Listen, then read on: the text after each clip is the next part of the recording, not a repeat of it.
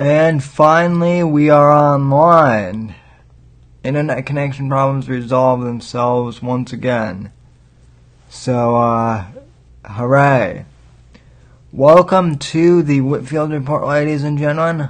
I am your host, Sam Whitfield, broadcasting live from NGC Studios here in South Florida. It's going to be a shortened edition of the Whitfield Report tonight, slightly. I really don't have any specific topics to cover tonight, so we're going to do a bit of everything. First thing is first, though, if you would like to contact the show, you can follow me on Twitter and Instagram at SamDeBureau_NGC. Follow me on Gab at Sam Whitfield. Facebook.com/Whitfield Report is the Facebook page. And, of course, thesamwhitfield.com is my website address.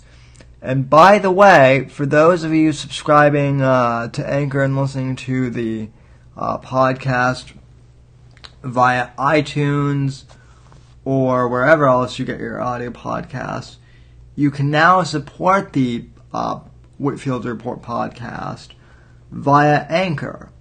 Just go to anchor.fm/Whitfield Report and click on the support this podcast button. From there, you can select an amount of $1, $5, or $10 per month to support the podcast with. And if you're doing this from an iPhone or Android device, you can use either Apple Pay or Android Pay to support the show. And we actually have a supporter already using the Anchor payment support. My buddy Quinn from Florida generously started supporting the podcast at the $10 level. So I want to give a shout out to Quinn. Thank you for supporting the show, buddy. I really appreciate it. Again, very generous contribution of $10 a month, and that really helps me out. It really does. And with further donations, I'm going to start improving the quality of the show, maybe getting some better equipment in terms of microphones and whatnot. It's already pretty good, but I definitely want to keep improving the quality of the show, and maybe, even take this show on the road eventually. You can also support me on Patreon at patreon.com/Whitfield. I have a couple of patrons there. So between Anchor and Patreon, I now have about $20 a month of support now, give or take. Which, that's not bad considering I just started, asking for support for the show. So, anyway, thanks to all those who are supporting via Patreon and Anchor. And, if you like the show, keep sharing this with your friends and tell your friends about the show, and let's keep going the podcast. Alright, folks, so with that out of the way, let's get down to business. So, folks, last week's show featuring Dan Sandini, in which I talked with him about the censorship of Alex Jones and InfoWars, has been tremendously successful so far. In fact, I recently wrote an article on both American Watchmen and thesamwhitfield.com, which is my website, in which I discuss the conundrum with the censorship of Alex Jones on these big social media platforms. And I published the article on Saturday, and I've already gotten a pretty good response in terms of retweets and whatnot, just based on this article I posted. Now,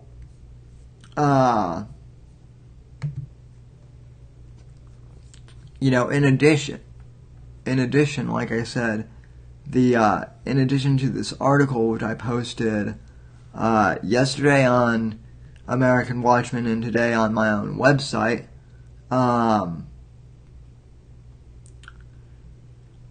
the subject of censorship is really, it's a big topic in the news. And, ironically, I have to wonder when it's going to be censored in and of itself. When my article on censorship is going to be censored. I heard just yesterday, in fact, last night, I found out that one of the PragerU videos has been censored, and once again on YouTube.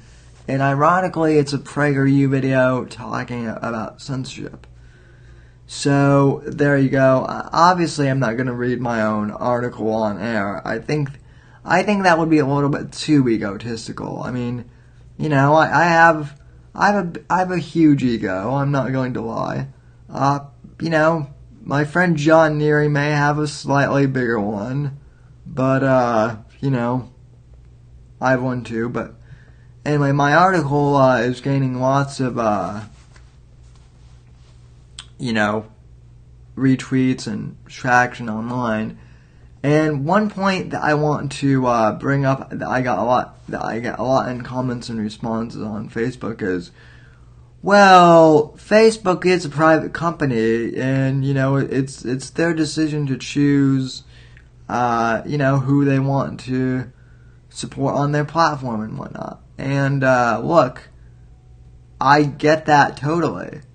In fact, that's one of my points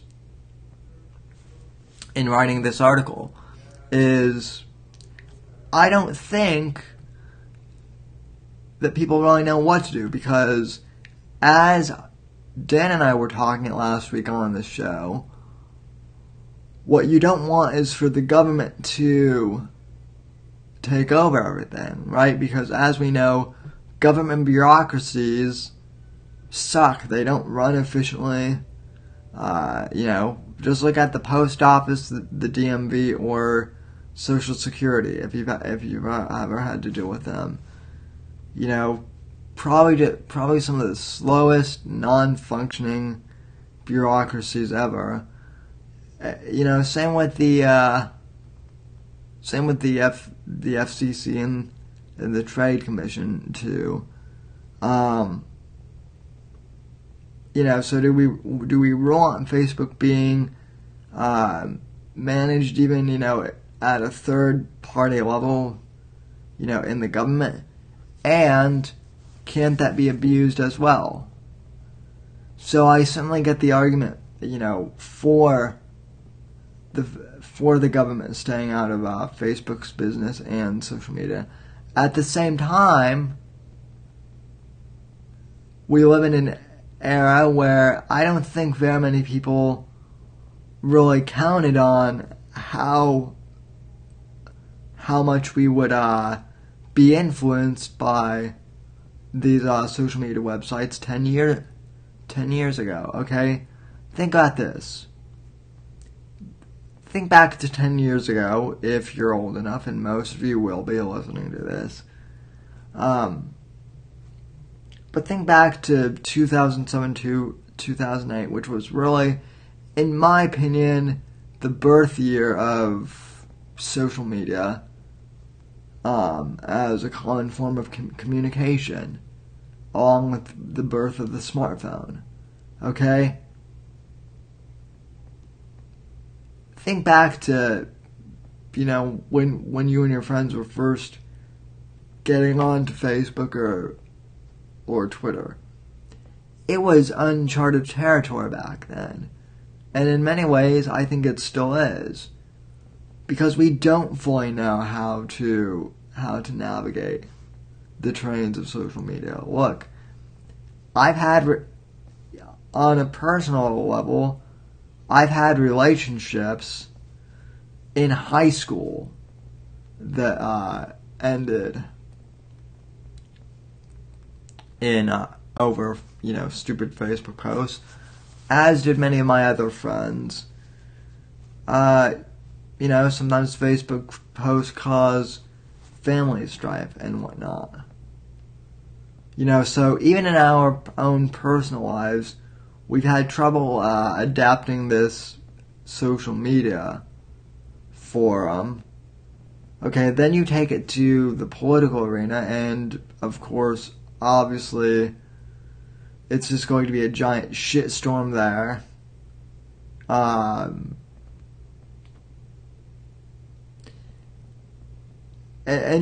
But by the same token, it's also been very helpful in promoting the show and helping this podcast to grow.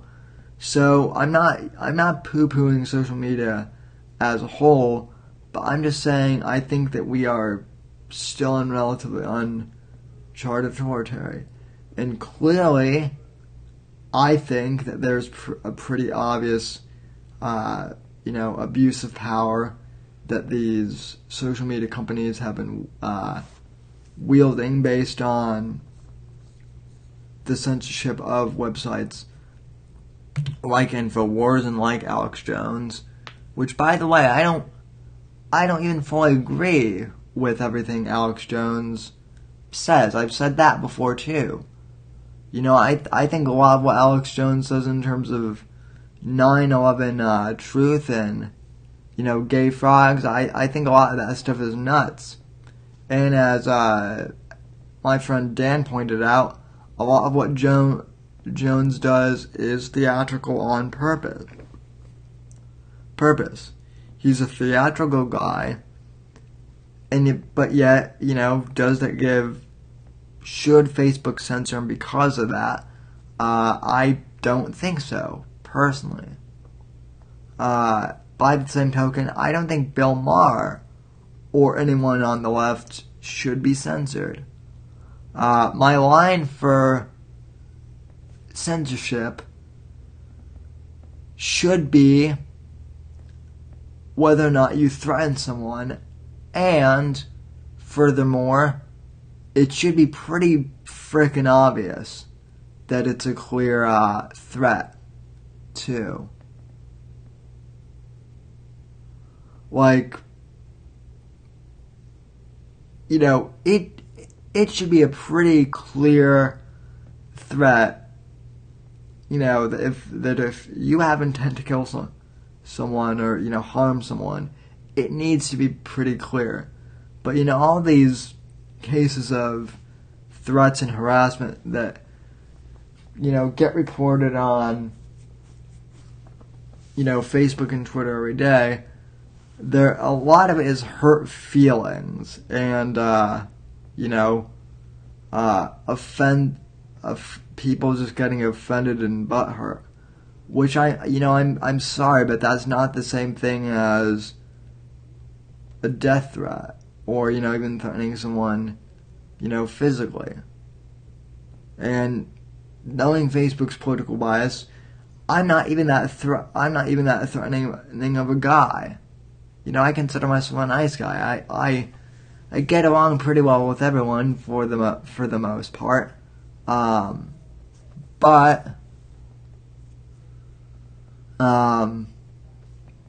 I think that the idea that Facebook and Twitter and all these social media platforms, on a personal level, that the people there consider my ideas to be dangerous, just because I'm a conservative, that in and of itself is scary. Can we really trust, these big mega corporations to really be fair? I don't know. And that was my whole point in writing this article, is we're at a crossroads of, we don't want the government to regulate these private companies, but at the same time,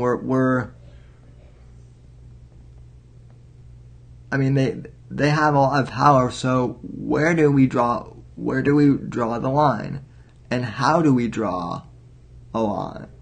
How do we draw the line? Yeah. Okay, shout out to the chat. Brian's here. Obviously, Brian is the #1 fan. He is the #1 savage in Sam's Savages.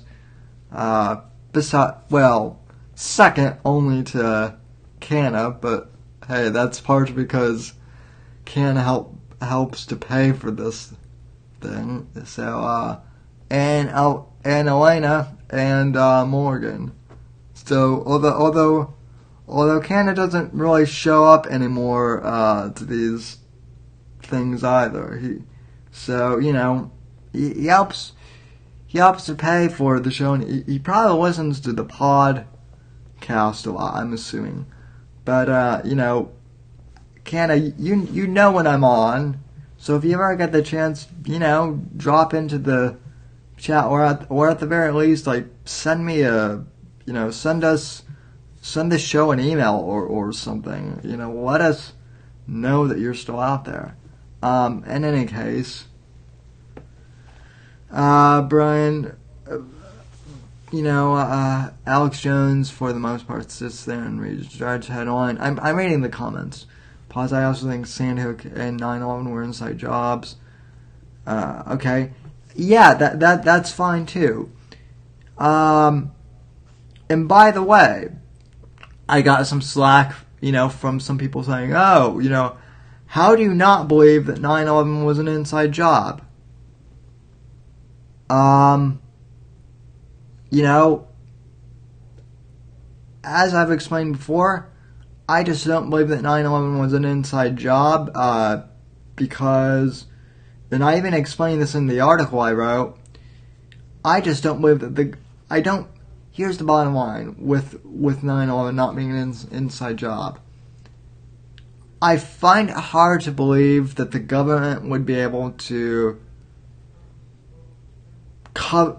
First of all, I find it hard to believe that the government would have the wherewithal to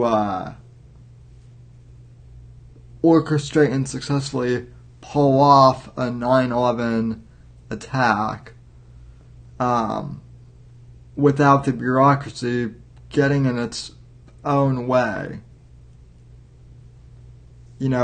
As I mentioned, see the DMV or Social Security or any of those other situations. Second of all, assuming that they were able to pull it off, I doubt they would have been able to, keep it covered up for very long. People, let's face it, Watergate, no one was able to cover that up real well. Obama couldn't cover up Obama and Hillary couldn't cover up the Benghazi scandal very well. But bottom line, if anyone wants to, confront me on 9/11, and try and change my mind, you are more than welcome to come on the show. Send me a DM or send me a message, and I'll have you on the show and present your evidence and whatnot.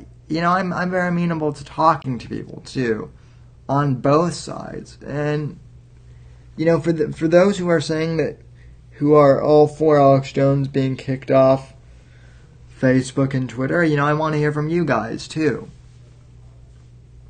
I want to hear these topics.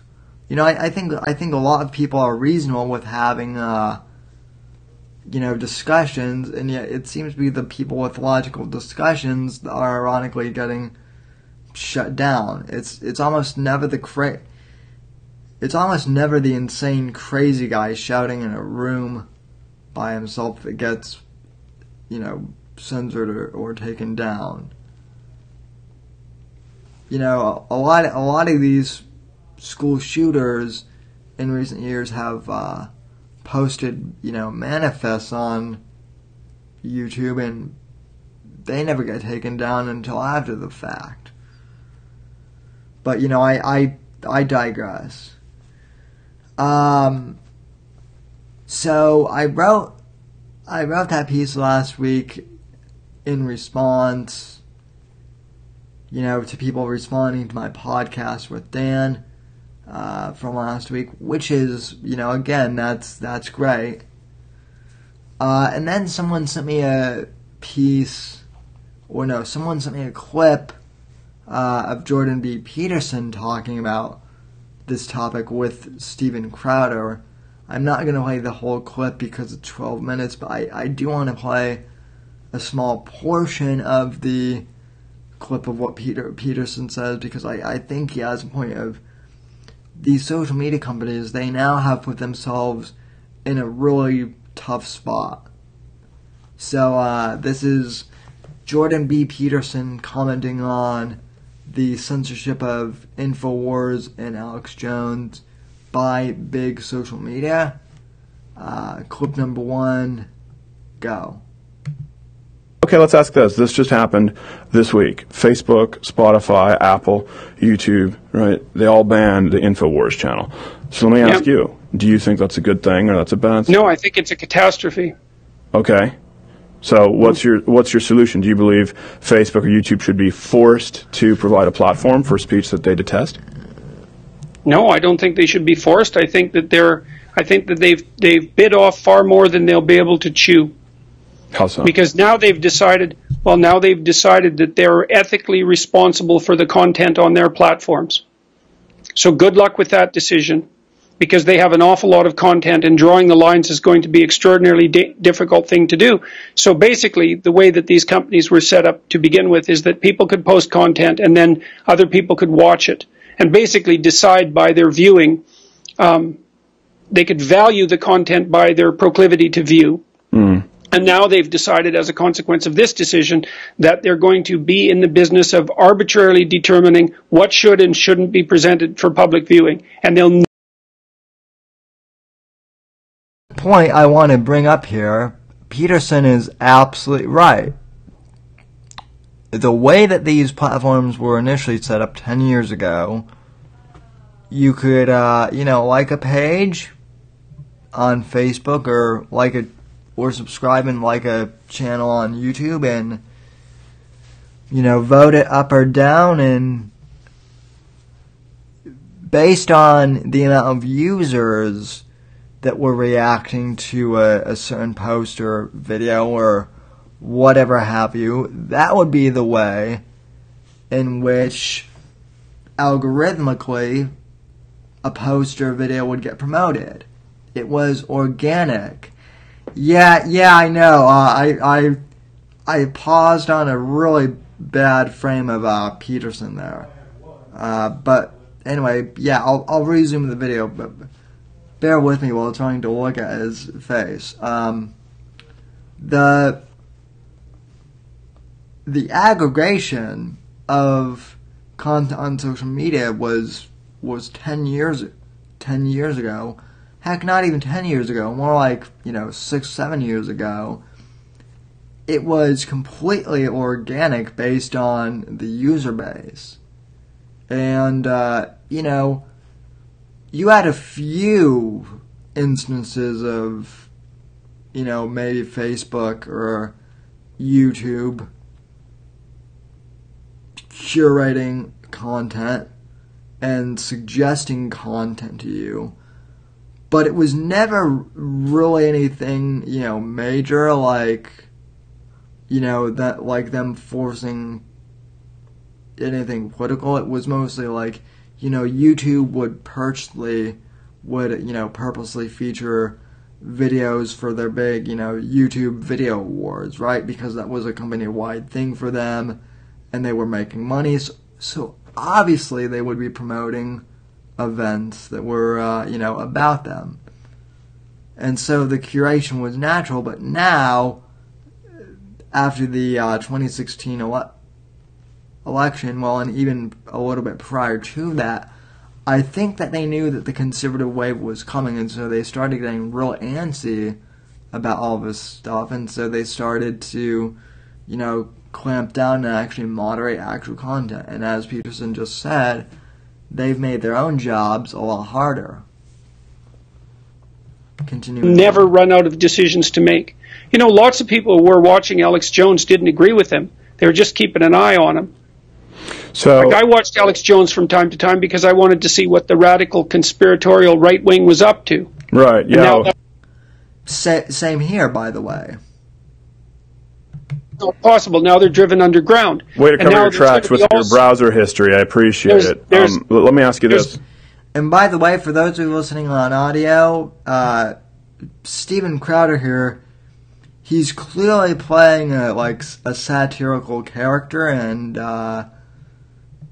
he's basically playing like devil's advocate here, which I think is, it's a smart piece of satire he does whenever he plays devil's advocate. But for those who listening, being like, why is Crowder's voice so weird? That's why he's doing satire, folks. Yep, There's going to be all sorts of lines that they have to decide now. So are they going to take out Paul Joseph Watson next? Lawrence Southern? I mean, where are they going to draw the line exactly? Okay, so if it's against their terms of service, isn't it within their domain to revoke the channel? What's the solution? Of course it is. I didn't say they couldn't do it. I said it was a bad idea. Okay, so you're not... That's not the same thing. Okay, so... The other thing I would point out, though, and I did point this out in my article, their terms of service for a lot of these social media platforms are extremely vague as to what constitutes hate speech or harassment. It's extremely vague because I guarantee you that, and I mean I hate to use this term because I think conservatives tend to overuse it these days, but for the purpose of my point, let's just say that the definition of hate speech by a liberal snowflake is much different than what I may define as hate speech. And yet, because these snowflakes are running things in Silicon Valley, their view of what hate speech is, although it may be skewed to like an extreme level, they're running things. But yet, because they're also the ones running the company rules, they also have the rights. So, again, it's a clusterfuck no matter how you look at it. I think it's... Go ahead. Well, I think that I really do believe, and I'm sad about this, I do believe that they've bitten off more than they can chew, and that it's going to be, it's one small, it's a warning sign with regards to these media conglomerates that are attempting to produce large-scale public discourse. Because now they've taken the role of censor onto themselves, and they'll find that that's a never-ending role that produces endless trouble. They've got themselves into endless trouble as far as I'm concerned. And from a perspective of a clinical psychologist, I would also say the worst thing you can do to someone who's paranoid, the most ill-advised thing you can do to someone who's paranoid is persecute them. Yeah. So now that, Alex Jones is always talking about, the little I know about him, he's always talking about conspiracies of one form or another. And now what has all the appearance of a conspiracy between 4 or 5 very large media conglomerates is aimed squarely at him. So all the people who are watching him, who are conspiracy-minded and somewhat paranoid, are going to think, well, Jones must be onto something, because otherwise these big conglomerates wouldn't have clamped down on him. No. Exactly the point. Not only that, but in effect, by censoring him, they've proved Jones's conspiracy right. All right, Alex Jones said last year that big tech was going to censor them, and me being the skeptic, not just of Jones, but of Bill Maher and of other people, even people on my side like Tommy Lahren, supposedly on my side, and like Owen Benjamin. I mean, I'll watch them, but I try to be. There are only very few commentators that I'm almost never skeptical of. Like Rush Limbaugh, I'm almost never skeptical of, just because he's been on top of his game for 30 years. So, you know, there's very little reason to be skeptical of him at this point. But, you know, I'm naturally skeptical, and yet the point is, you know, is that, you know, Jones got proven right, and yet Facebook was like trying to, you know, disprove him being right. The best thing that Facebook could have done to Jones was simply nothing. That was the best thing they could have done when Jones said that Big Social was going to censor them. They should have done absolutely nothing. And just, you know, let his page just exist out there. And grow into the, you know, grow and, you know, shrink according to its own metrics. Because now you've got people even like me who, you know, don't always agree with Jones, but now as someone who defends free speech and who supports it, well, now not only am I compelled, not only am I now agreeing with Jones on more things, but out of principle, as someone who supports free speech, I'm now compelled to defend Alex Jones and to support him as well. You know, and I know lots of the people who disagree with Jones on this are in the same boat with him now. So, I mean, do you Facebook executives, you know, see the conundrum you've put yourselves in with? Also, so that was essentially the point in me playing this clip of JBP, and just to kind of wrap up the censorship thing. And I'll keep an eye on this censorship thing and see if it goes any further. It would be ironic if my YouTube somehow got censored as a result of this. But yeah, let me read some of the comments real quick. Okay. In the past couple of years, Facebook has been implementing algorithms that have made it harder for you to see your friends' posts, including ordering feeds, not chronologically. Yeah, I've noticed that a lot too. And even before the censorship thing was a big deal, like, even function-wise, Facebook is really starting to suck. Because what's happening is they're cramming in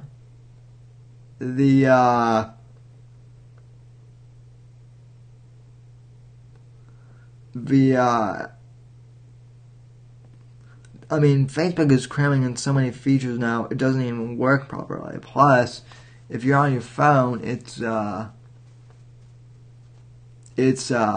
you know, it's really weird. Brian. Everyone thinks Jones is crazy, but I'm telling you, the guy is always right. Well, you know, Brian, I will say this.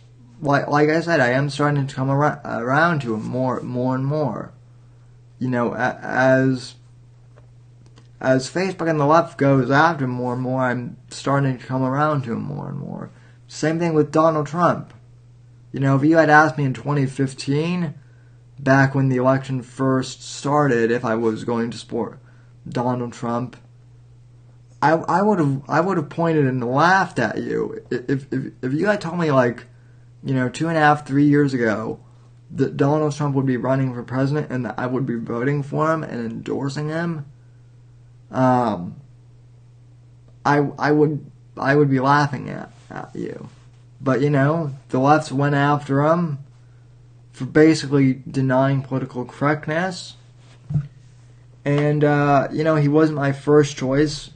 But then once it pretty much came down to him between Cruz and, Trump, and by the way, I also like Cruz, but once it was pretty apparent that, Trump was going to win, I said, okay, F it. I was in New York City when I made the decision, and, I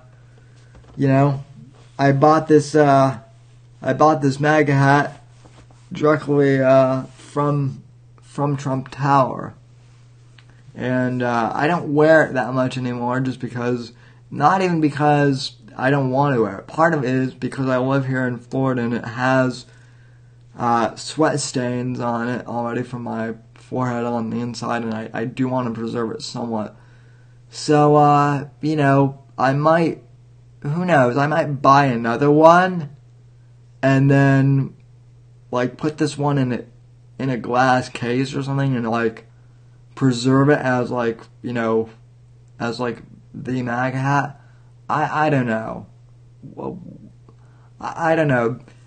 But that would be my question of the week. What should I do with my current MAGA hat? Should I preserve it, quote unquote, or should I buy another one, or should I just keep wearing it? I don't know.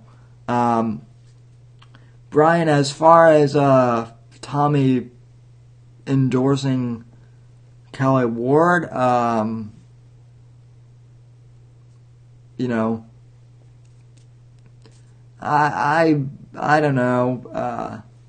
Doesn't really matter to me. I like Kelly Ward, so I haven't heard anything bad about her, so I guess as long as she's conservative, what I would say is we certainly need more of them. So I don't really see the problem with Tommy endorsing Kelly Ward. I certainly don't think that endorsing Kelly Ward necessarily makes Tom even any more or less conservative. And, for the most part, I think she's still mainly just a hot blonde bombshell. But, let's see. One of my husband's friends has ones that is less a bit conspicuous, as it's camo. Yeah, I've seen the camo ones. I was thinking of getting that one too, but I didn't. Hey, Mr. Rogers, what's up? But yeah, Brian, as far as the Kelly Ward thing happens, I don't know. Get a creepy mannequin to put it on. Yeah, that's just what I need, Brian. Especially since I already have a fear of mannequins from watching a really messed up psychological thriller when I was a kid. I can't even remember the name of the movie, but it was French and it was really messed up. Okay, let's see here. I did have another video that I wanted to play for you guys. This one is from Paul Joseph Watson. This one came out last night, and I was laughing my butt off over this video. This is Paul Joseph Watson talking about the super sensitive nature of America, and just Western society in general, and how we've just become a bunch of big emotional babies. He calls it the age of emotional incontinence, and how sometimes Paul Joseph Watson, or not even Paul Watson, but even sometimes comedians will bring up points that you hadn't really thought of before, but they seem like pretty obvious, after they mention them. Well, this is one of those things. Pretty hilarious if I do say so myself, and pretty true as well. So here is Paul Dos Watson on the age of emotional incontinence. Cut number 3, go.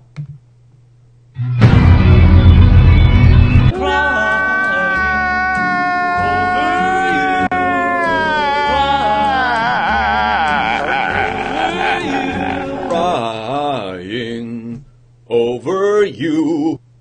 Emotional incontinence. You have urinary incontinence. No, I said emotional incontinence. Sorry, I hate f***ing crying. As Western civilization collapses, which it is, so does our ability to deal with minor day-to-day struggles, without breaking down and wallowing in a pitiful puddle of our own self-indulgent fragility. We're indoctrinated with emotional incontinence by television. America has been collectively turned into Kim Kardashian's cry face. I've just been so unhappy. You don't think I feel bad? The masses overdose on reality TV, thinking that it's actually reality, and then mimic it in their own lives. The more insipid sentimentality displayed on TV, the more it manifests itself in the here and now. Vacuous people live their lives vicariously through celebrities and television, then base their own personalities on that. Reality TV doesn't reflect reality. It contrives reality. It relentlessly broadcasts the message that ostentatious OTT, often dumb, displays of emotion are to be imitated. So, yeah, that's one of the reasons why I rarely watch reality TV.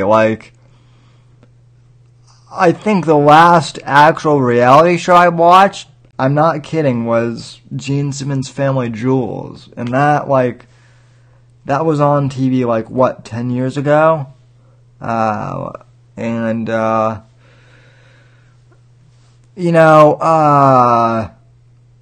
But yeah, I mean, reality TV has just made people soft. Now, granted, I do like television, but I like sitcoms and I like scripted television.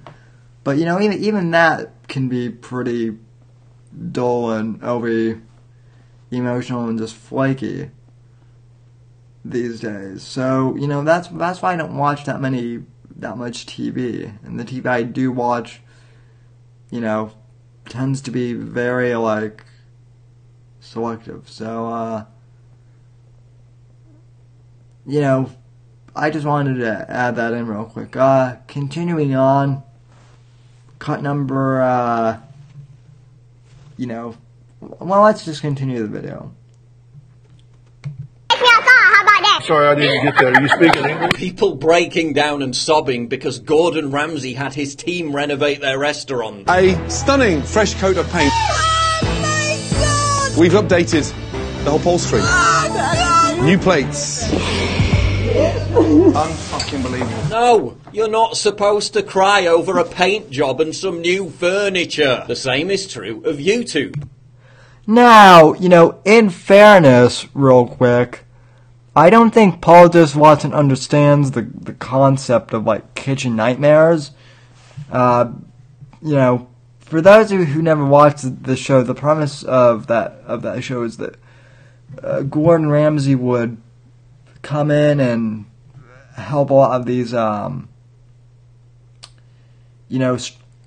struggling restaurants and help them repaint their restaurant and get them new supplies. So if it's your family business and you have someone helping you out like Gordon Ramsay, I can understand getting emotional over that. But even so, in general, I get the whole premise. As far as cops go, Brian, Brian, no offense, but I'm honestly surprised that you weren't on an episode of Cops once. So, but yeah, Gordon Ramsay is a dickhead, but damn, does he know how to cook?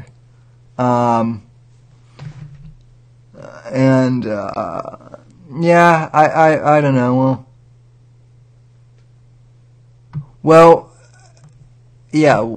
Well, I know who doesn't watch Cops when they're in the hospital or awake late at night. Yeah.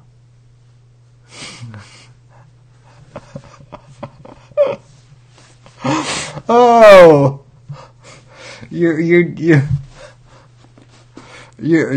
too fast for the cameraman. Yeah. So, well, but what if the cops are wearing the body cams? So, that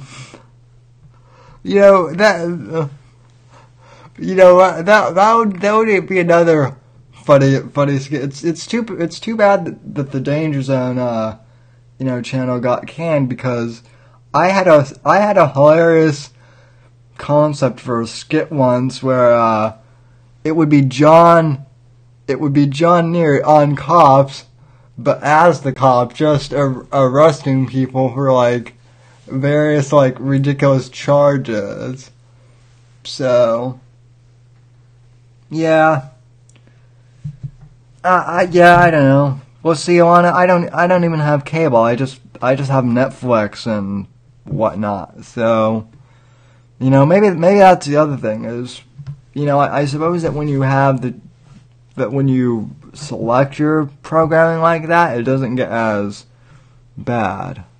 But anyway, geez, I really need to shut up so we can finish this Watson clip. Anyway, meh. YouTubers are rewarded for emotional incontinence and oversharing. The try not to cry challenge. Constantly crying and whining about their drama and their breakups. The viewers lap it up like water in the desert. Then ape their behaviour. Oh, why is everyone crying? Such a baby. Last year, Twitter users revealed what made them cry. The answers included people who cried at not being able to fit all the things they wanted to in their bag, getting the wrong sauce with chicken McNuggets, and crying at a picture of a man because he looked like he was nice. I love how like a lot of those people in the shot of the video of the Twitter screen grabs, I love how like half of them were verified users too, with like actual check marks. Meanwhile, I've been tweeting like actual news articles and podcasts and like legit content for like since 2011, and I still can't fucking get verified on there. Anywho.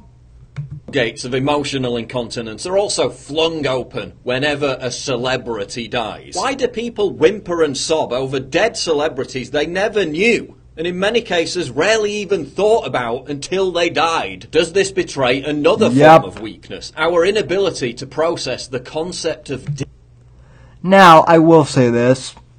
If you're like a die-hard fan of like a musician or something, and like a band's music or an artist's music like was a fundamental part of your life, I understand that. But like people are crying over celebrities that like they barely like listened to and whatnot. Like in all honesty, I wasn't all that broken up about Michael Jackson's death when he passed away, and it wasn't because like I didn't respect the guy's music. Like I thought it was sad, but I wasn't broken up because I was never a diehard Michael Jackson fan. On the other hand, when Chris Cornell died, that was more devastating. But yeah, this trend of celebrity death and whatnot, it is weird.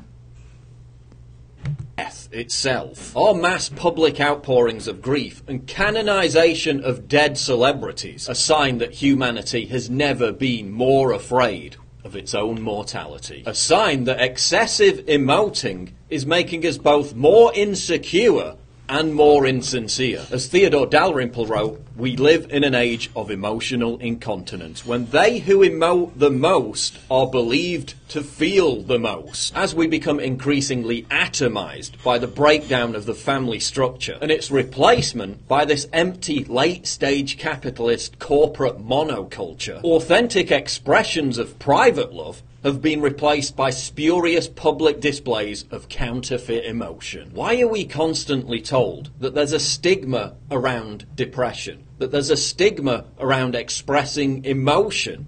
There isn't. The opposite is true. It's constantly drilled into us that depression is normal and that emotional incontinence and oversharing is to be encouraged. You can barely go 2 minutes without seeing someone drone on about how depressed they are on Facebook or Twitter or YouTube. This has two consequences. It trivializes actual depression and it incentivizes weak-mindedness. And I'm not saying you should never cry or express emotion, especially people who have experienced real trauma and have PTSD like injured war veterans or female rape victims. But please, save it for something that actually deserves that response. Otherwise you cheapen the entire range of human emotion. You limit the human capacity, when it's necessary, to deal with actual grief and suffering. Our ancestors lived through the Great Depression, famine, war, poverty. They didn't get morose over someone not replying to their WhatsApp message within 10 minutes.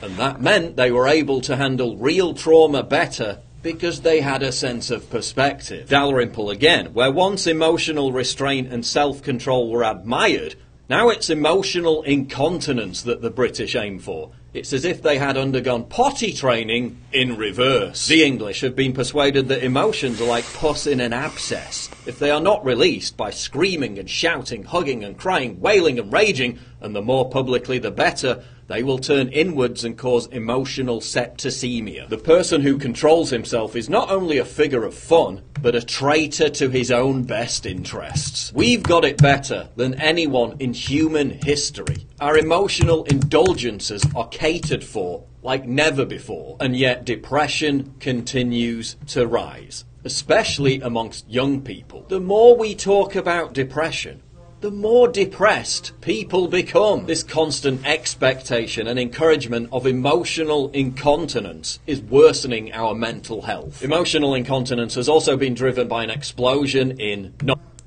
Geez, what a concept. You talk about depression and people get more depressed.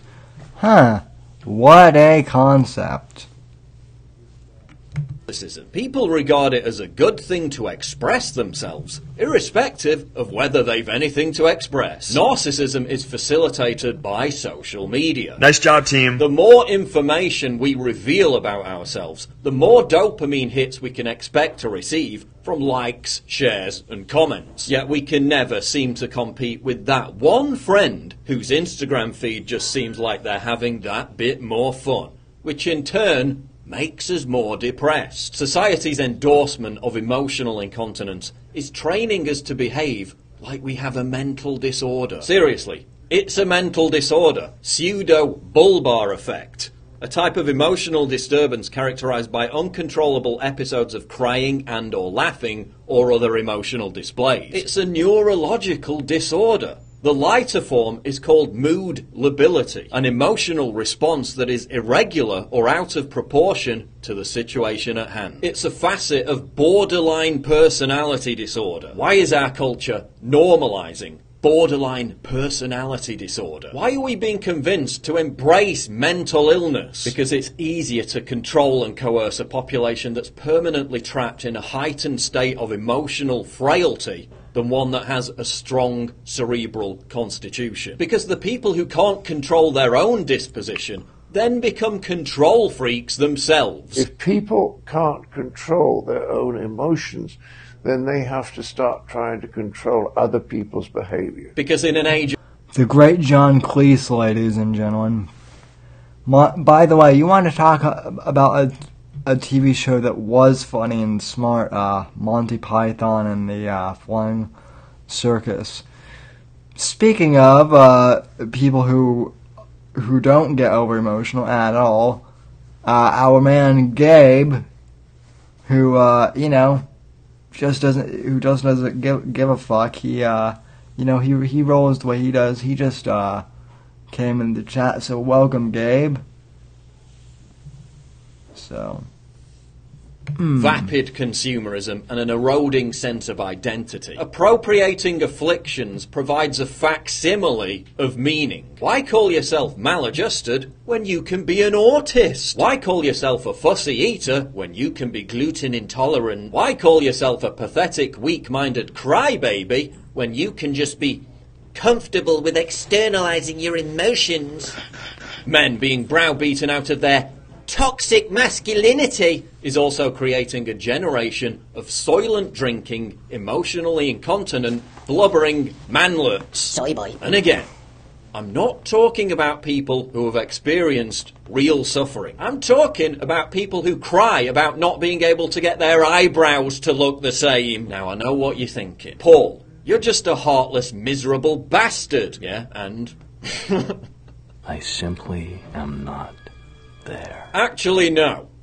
I'm a stoic. I'm not making all this stuff up off the top of my head. I'm not regurgitating some stereotypical stiff upper lip basic bitchery. This is called Stoicism, a branch of philosophy that stretches back to the 3rd century BC. Stoicism is the antidote to emotional incontinence. Stoicism is a realistic alternative to nihilism, and I'll devote an entire video to it in the near future. Look, if we've reached the point where people are bringing emotional support pigs onto airplanes because they're so wretchedly uncomfortable with their own emotions they can't get through a 3-hour flight, maybe time to ask if our society is overly emotional. Can I use your emotional support pig for emotional bacon? Because I think that's probably the best use of emotional support pigs. I mean, I don't know about you guys, but I feel better every time I have a slice of bacon. Just saying. So yeah, stoicism is too much for people. I mean, stoicism is even a bit too much for me, but, I'm like 2 degrees removed from stoicism. I'm not quite there, but, by far I'm nowhere near the, I'm nowhere near the, soy boy level either, so... but at the same time, Stoic people seem to like me and like this show. So, yeah, pulled pork. Yeah, see, we can make so many pig puns now too. But yeah, it's just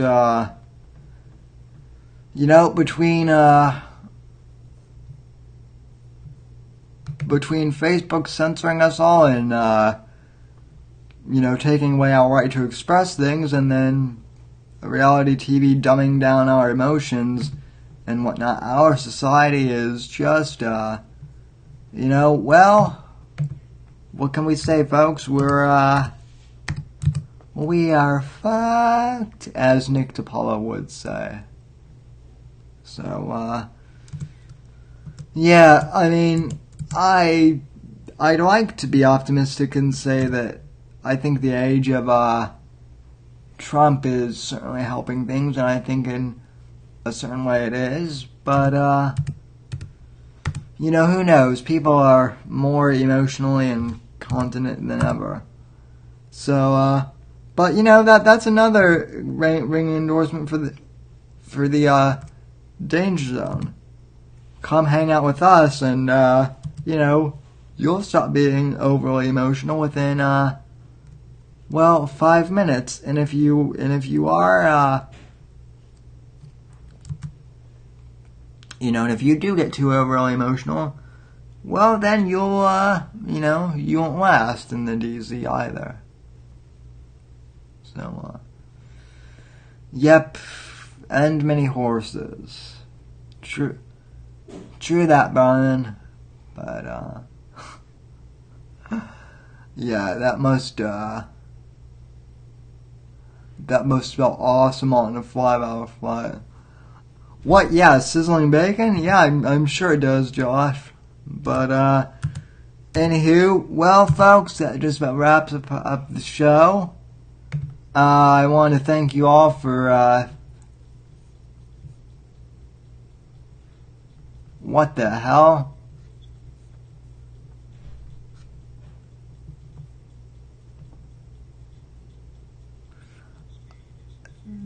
This is, oh, I know what I did wrong. I was trying to pull up a webpage, and, I was trying to pull up the show's podcast page, and it went to a 404 screen. But, anywho, yeah, that's what I get for not,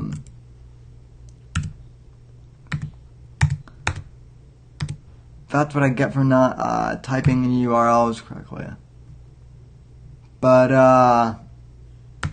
anyway, before we go, I do have one quick, announcement, kind of like a slash reminder.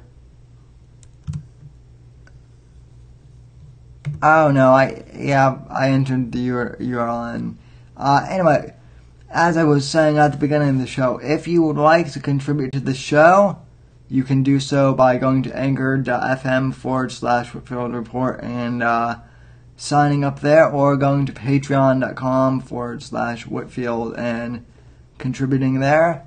We've got $20, per month, in terms of contribution and support financially, so I want to thank everyone who's, doing that, and, I also want to thank all of you who are, liking the podcast and sharing it with your friends and whatnot. So, no, Gabe, I am not pregnant, but who knows? Some lucky lady could be soon. So, I don't know, but anyway.